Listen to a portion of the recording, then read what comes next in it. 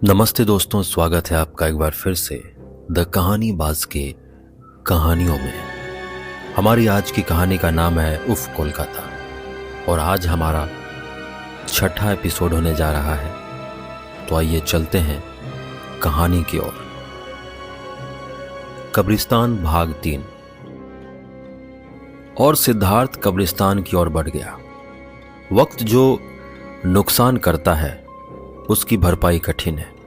मेचेदा का वह कब्रिस्तान कभी ग्रेनाइट पत्थर और नक्काशीदार कब्रों से सजा रहा होगा, मगर अब वह कब्रों के बीच उगाए इमली के पेड़ों, गांजे के पौधे और ऐसे ही लवारिस कटीली झाड़ियों से भरा हुआ था।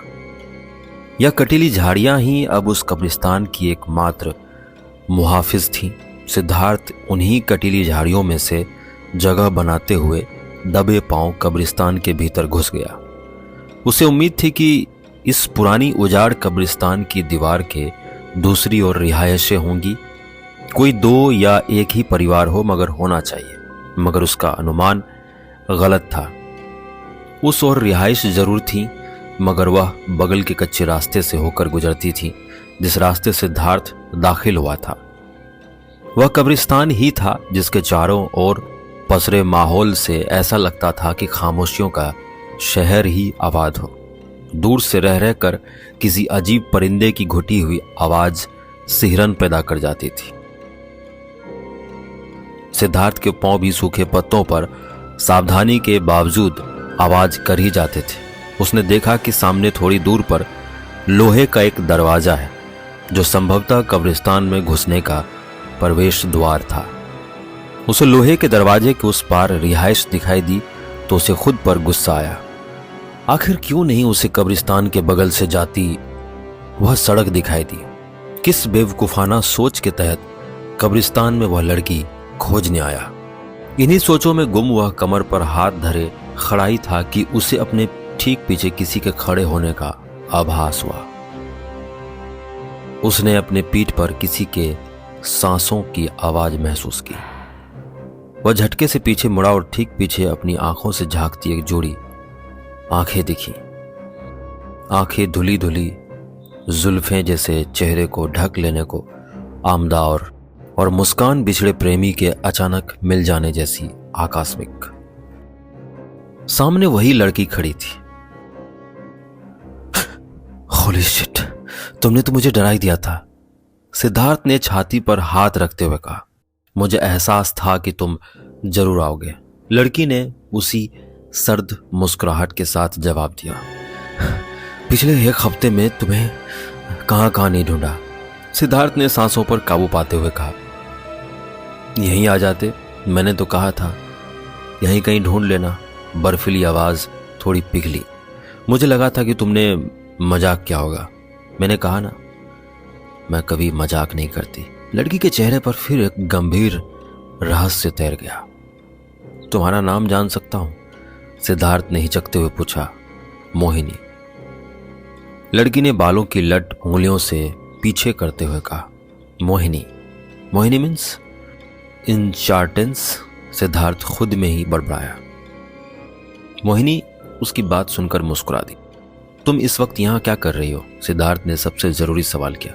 मैं तो इस वक्त हर रोज ही यहां आती हूं, मोहिनी ने फिर कोई अबूझ जवाब दिया। इस वीराने में क्या करने? सिद्धार्थ इस जवाब से अचंभित था। कुछ तलाशने, मोहिनी ने फिर अबूझ सा जवाब दिया। तलाशने? सिद्धार्थ खुद में फिर बुदबुदाया। उसे सब कुछ सामान्य सा तो लगा, मगर इन सब बातों को मजाक कहने पर मोहिनी के नाराज होने का डर था। सिद्धार्थ यह जोखिम इस वक्त नहीं ले सकता था, सो उसने बात बदली। खैर, कहीं बाहर चलें? कहकर सिद्धार्थ जवाब का इंतजार करने लगा। मोहिनी ने उसे अपलक देखा और मुस्कुराते हुए बोली, चलती अगर तुम अकेले आए होते, मोहिनी ने कहा और इशारों से उधर देखा जिधर मोटरसाइकिल की आड़ में रुद्र खड़ा था। ओह, तुम्हें कैसे पता चला? सिद्धार्थ ने झेपते हुए कहा। इधर खामोशियों की चलती है, थोड़ी सी भी आवाज दूर तक और देर तक ठहरी रहती है, मोहिनी ने कहा। मोहिनी के इतना कहते ही सिद्धार्थ को छींक सी आ गई। उसे चीखते ही एहसास हुआ कि थोड़ी दूर पर बेतरतीब लगी झाड़ियां सरसरा गई। उस सरसराहट ने न सिर्फ सिद्धार्थ का ध्यान खींचा बल्कि मोहिनी को भी बेचैन कर दिया। उसने उसी बेचैनी में कहा, मुझे लगता है तुम्हें अब जाना चाहिए। तुम्हारा दोस्त इंतजार कर रहा है। और मैं जो तुम्हारा इंतजार कर रहा हूं उसका क्या? कहते हुए भी सिद्धार्थ की नजर झाड़ियों की तरफ ही रही। उसने देखा कि गूलर की तरह लाल एक जोड़ी आंखें उसे घूर रही हैं। किसी जानवर की आंखें। सिद्धार्थ ने अंदाजा लगाया कि यह संभवतः कोई कुत्ता है। अब नहीं करोगे? मोहिनी ने सिद्धार्थ की बात का रहस्य जवाब उसी रहस्यमयी मुस्कान के साथ दिया और आगे की ओर बढ़ चली। कहाँ मिलोगी अगली दफा? सिद्धार्थ ने फिर लौटते हुए पूछा। यहीं आ जाना या फिर वहां जहां पहली बार मिले थे? मोहिनी ने फिर हंसते हुए जवाब दिया। यह जगह तुम्हें वियर्ड नहीं लगती मिलने के लिए? पूछते हुए सिद्धार्थ की आवाज थोड़ी ऊंची हो गई, जिसके जवाब में इशारे से ही मोहिनी ने अपने होठों पर तर्जनी रखी और कहा, धीमे बोलो। कहकर वह एक पल को रुकी और फिर बोली नहीं। यहां की खामोशी मुझे पसंद है और यूं भी यहां आए बगैर मेरा काम भी नहीं चलता। अच्छा, कहां रहती हो ये तो बता दो, सिद्धार्थ ने गुजारिश की। सब मैं ही बता दूं, तुम भी तो कुछ करो। कहते हुए मोहिनी फिर मुस्कुराई। सिद्धार्थ फिर अबस हो गया। आता हूं। कहते हुए सिद्धार्थ पीछे की ओर चलने लगा।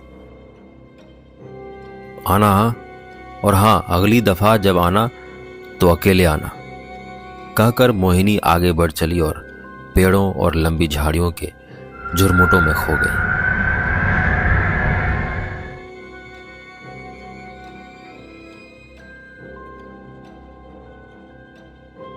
बाहर निकलते ही सिद्धार्थ ने रुद्र को वैसे ही पाया जैसा वह उसे छोड़ गया था, मगर सिद्धार्थ को एक मुश्त आता देख रुद्र के चेहरे पर कान से कान तक की मुस्कुराहट तिर गई। आ गया भाई तू। तुझे जिंदा देखकर कितनी खुशी हो रही है। चल जल्दी से गाड़ी स्टार्ट कर मेरे दोस्त। सिद्धार्थ ने रुद्र के कहने का इंतजार नहीं किया। उसने गाड़ी को स्टैंड से उतारा और बंद करके धकेल कर आगे ले जाने लगा। रुद्र ने जब यह देखा तो हदप्रभ रह गया, मगर कुछ समझ कर बोला, अच्छा, गाड़ी का इंजन गर्म हो गया होगा ना? नहीं, फिर इसको धकेल के क्या बॉडी बनानी है? नहीं भाई, उसने कहा है कि यहाँ सब काफी दिनों से सोए हैं। इंजन की आवाज से उनकी नींद में खलल पड़ती है। कहते हुए सिद्धार्थ गाड़ी को धकेल कर कब्रिस्तान से आगे ले आया था। किसने कहा? रुद्र ने चलते हुए ही आश्चर्य से पूछा। मोहिनी ने। कहते हुए सिद्धार्थ ने गाड़ी स्टार्ट की। मोहिनी? नाम तो सवा सेक्सी है राजे। ये कहाँ मिल गई? रुद्र ने पीछे बैठते हुए पूछा। यहीं कब्रिस्तान में। सिद्धार्थ ने गाड़ी रोड पर चढ़ाते हुए कहा। क्या कब्रिस्तान में? सचमुच कोई लड़की थी? रुद्र दरअसल सीट पर ही कांप कर रह गया था। रुद्र ने अब की ऐसी धीमी आवाज में कहा मानो उसके गले में जान ही ना हो। हाँ, और उसका नाम मोहिनी था।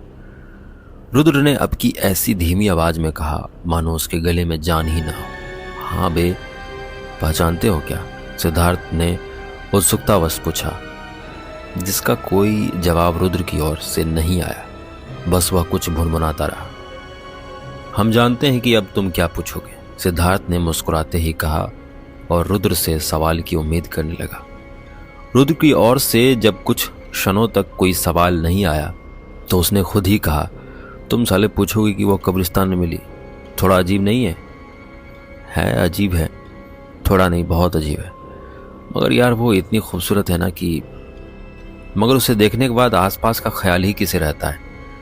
अगली बार पता है कहाँ मिलना है? सिद्धार्थ ने फिर सवाल की उम्मीद की, मगर रुद्र का कोई सवाल नहीं आया। उसका भुनभुनाना थोड़ा और तेज हो गया। यहीं मिलना है और घबराओ मत, अगली बार तुमको तकलीफ नहीं देंगे, अकेले बुलाइए। सिद्धार्थ ने गाड़ी की एक्सीलेटर बढ़ाते हुए कहा और फिर कहानी जारी रखा। बोलते क्यों नहीं हो साले? और ये क्या भुनभुना रहे हो? सिद्धार्थ के चिल्लाने पर आवाज रुद्र तक गई और अब रुद्र की सुनी जा सकने वाली आवाज सिद्धार्थ की कानों में पड़ी। रुद्र दरअसल हनुमान चालीसा पढ़ रहा था। मारे डर के उसकी हालत खराब थी। सिद्धार्थ बेसख्ता हंस पड़ा। साले पीजन हार्ट, कहते हुए सिद्धार्थ ने गाड़ी चलाना जारी रखा और रुद्र ने हनुमान चालीसा पढ़ना। जय हनुमान ज्ञान गुण सागर, जय कपीस त्रिलोक उजागर। बीच में थोड़ी देर की खामोशी रही, जिसे तोड़ते हुए सिद्धार्थ ने ही कहा, जानता है बे, शी इज वर्थ डाइंग, उसके लिए मरा भी जा सकता है। ओ अपना सस्ता शायर चेतन, कैसे तो कहता है ना कि बनाने वाले ने खुद ही तरासे हैं तेरी जुल्फें, तेरी आंखें, तेरी आबरू, तेरे लब और पांव। रुद्र आखिरकार बोला। मतलब? सिद्धार्थ ने चिहुक कर पूछा। तूने उसके पांव देखे? रुद्र ने इस तरह बात रखी कि माहौल में सिहरन सी दौड़ गई। सिद्धार्थ की हाथों के रोवों में करंट सा छू गया। वह रुद्र की बात का अर्थ समझ गया और फिर पूरी राह कुछ नहीं बोला। हमारी आज की कहानी में बस इतना ही। मैं आशा करता हूं कि आपको यह कहानी अच्छी लगी होंगी।